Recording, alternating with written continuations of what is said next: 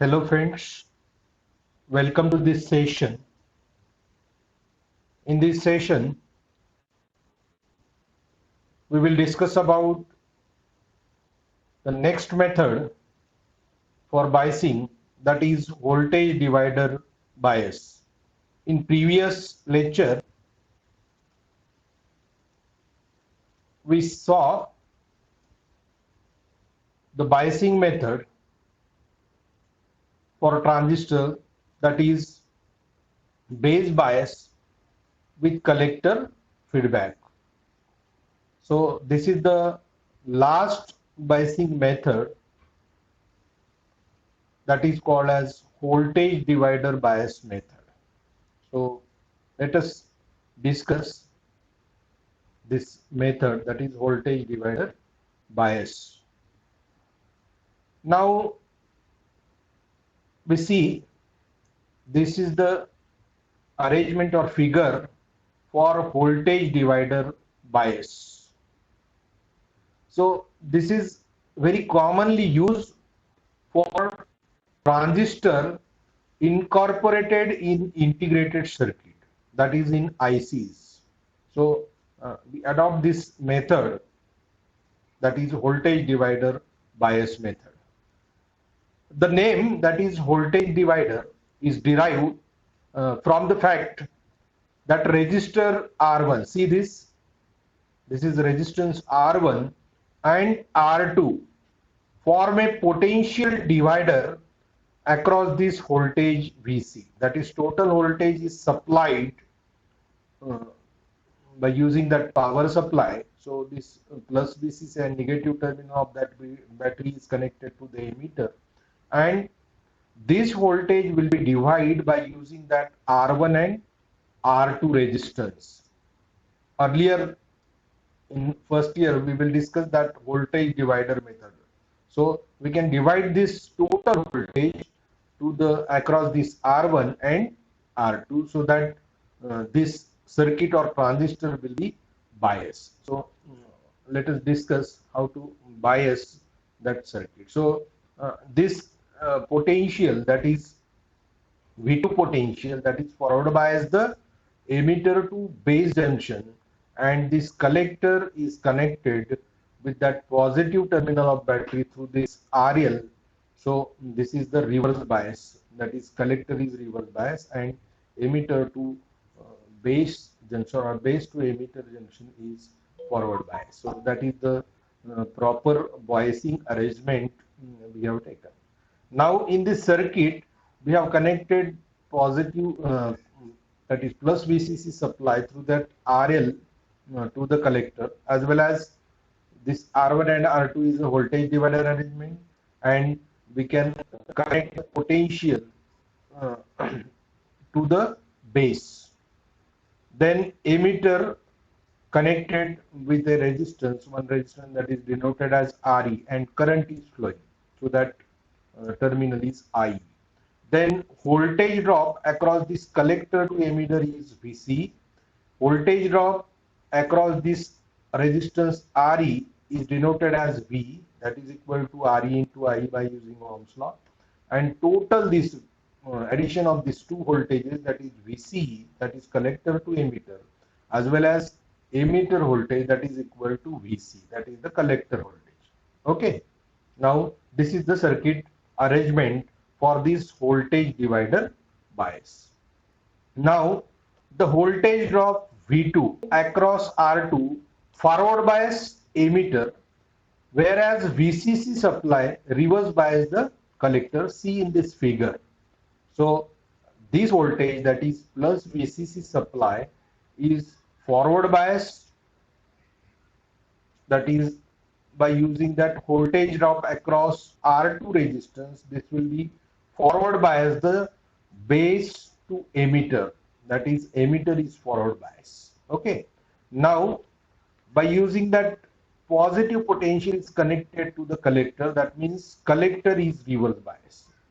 Okay. So as per voltage divider theorem, we can find out the voltage across resistance R2. आपल्याला R2 च्या across voltage by using that voltage divider theorem we can calculate, that is V2 is equal to, okay.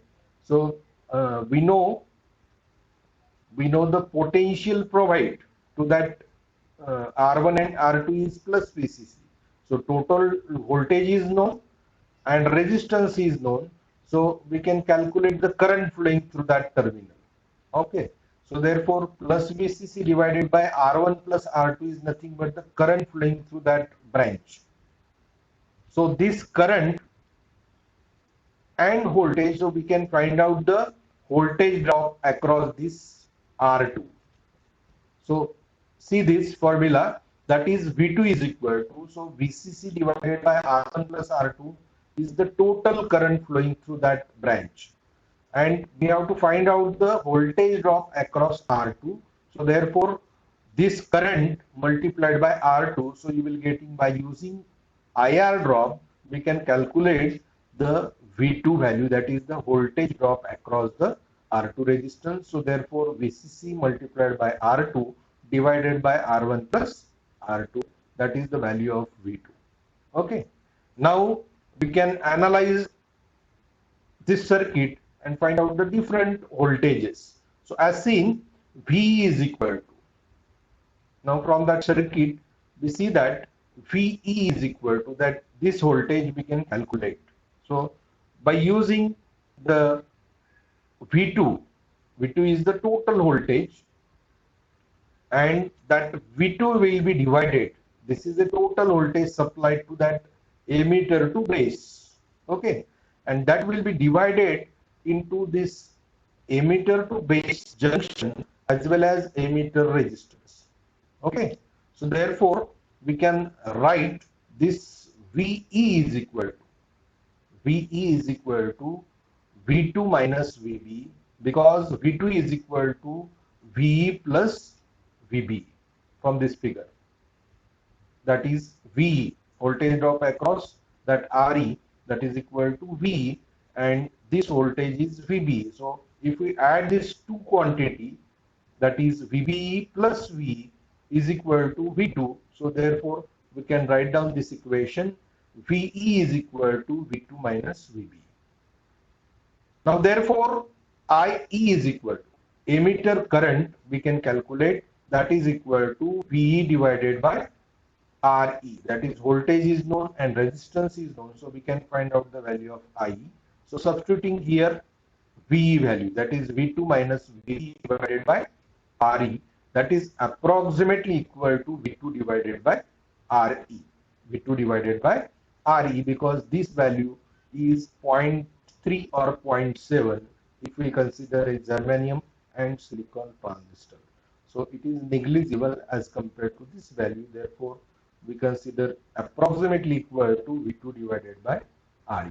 Also, VC is equal to, that is the collector voltage. This total voltage we can calculate by using this total supplied voltage minus IC into RL. See this, if we can minus this drop, that is current flowing through that terminal is IC, and therefore IC into RL is the voltage drop across this resistance, and therefore if we subtract total voltage from total voltage, we can subtract this voltage drop, that is IR drop, that is IC into RL. So you will getting the voltage across this collector. Okay, so therefore we written this VC is equal to VCC minus IC into RL. Now again we can find out the value of VC, that is equal to VC minus V. If we take the difference between that VC voltage, okay, VC total voltage minus V, so you will getting this value. Okay, so therefore VC minus V is equal to, we can substitute the value of VC is equal to VCC minus IC into RL minus IE into RE, that is the value of V. So therefore you will getting this VC is approximately equal to VCC minus IC in bracket RL plus RE, because this IC is approximately equal to IE. So therefore, if we substituted IE equal to IC and take common, so you will getting this equation. That is VC is approximately equal to VCC minus IC into RL plus R. So you will getting the value of VC. So we have to find out the value of V2 as well as V, then IE, VC, VC. That is the different voltages. Now, for saturation point, VC is equal to 0. If we substituted in that equation for saturation point, VCE is equal to 0. So, if we rearrange this equation, so we will getting IC saturation is equal to, if we substitute this value is equal to 0. So, therefore, IC RL plus RE is equal to VCC, and therefore IC saturation, because for the saturation point VC is equal to 0. So therefore IC saturation is equal to VCC divided by RL plus RE. Okay. Now from this all the equation, we see that it is seen from above calculation that values of beta was never used anywhere. Therefore, the base voltage is set by VCC and RL, R1 and R2. So the DC bias circuit is independent of transistor beta. That is why it is such a very popular bias circuit. So we see that there in this equation there is no beta. This equation there is no beta value anywhere. So therefore this circuit does not affect the beta values. Okay, so therefore that's why this circuit is very popular.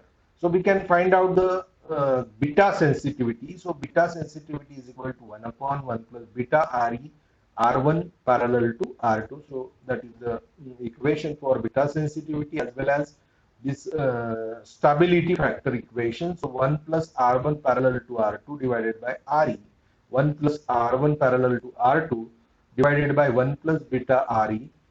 Therefore, we can written this S is equal to 1 plus R1 parallel to R2 divided by RE, 1 plus R1 parallel to R2 divided by beta RE. So if we write this 1 plus beta as a beta, because beta value is higher than this. So 1 is negligible as compared to beta. So therefore, we can written like this. So therefore, you will getting a value of beta. Stability factor. Now, this circuit is a stabilized circuit, and this arrangement is a popular arrangement for the biasing of transistors. So why it is popular? Because it does not affect the beta. But if we increase the temperature of that transistor, this is the NPN transistor, and we can bias like this. That is a voltage divider bias. But you will getting a stabilized quiescent point. Q point is stabilized or IC is stabilized by using that circuit. So therefore we see or we discuss here how to stabilize the circuit. Now if we increase the temperature, so obviously that ICBO is increases, and therefore ICO, that is the leakage current, will be increased. So that leakage current will be increased, so obviously collector current will be increases. Okay. Now if the collector current will be increased, temperature increase झाला याचा, and temperature increase झाल्यामुळे leakage current increase झाला, आणि leakage current increase झाल्यामुळे IC ची value ही वाढत जाईल. Means current flow through that resistance is more. That is IC will be increases. So obviously this value, that is voltage drop across this resistance, will be increases. Okay. Voltage drop will be increases here, and that's why VC will be decreases. IC is increased, and that's why VCE is decreases. Why it is decreased? Because voltage drop here will be increased. here voltage drop will be increased. So obviously this value is constant, that is voltage drop. If this value is increased, so obviously this value will be decreases, PC, and therefore this VC will be decreased. Okay. Now voltage drop across this resistance will be increases, means value of VC, sorry, V will be increased. Okay. So if the voltage drop across this resistance will be increases, so obviously VB value will be decreased. That is the base potential will be decreased. And that's why current flowing through that terminal, that is base terminal, will be decreased. And if the base current will be decreased, so we know that the collector current will be decreases. That is see in the different characteristics. If the beta base current value is minimum, so collector current also minimum.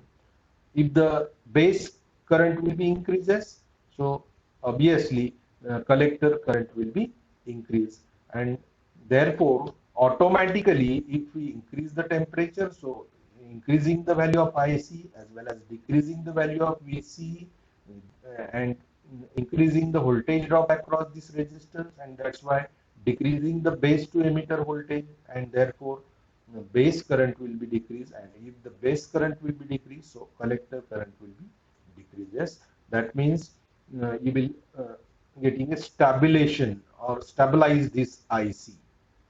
Okay, so therefore this circuit is a